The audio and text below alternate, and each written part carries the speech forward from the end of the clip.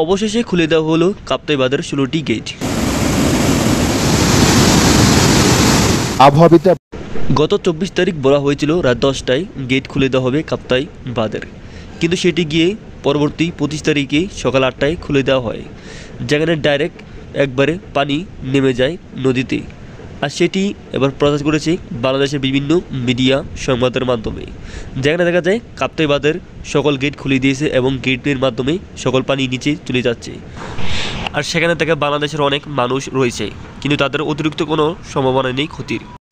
তারপরেও যেন একটি ভয় চলে আসে, যদি সকল পানি একবারে নেমে যায় তাহলে কি হতে পারে সেই এলাকার।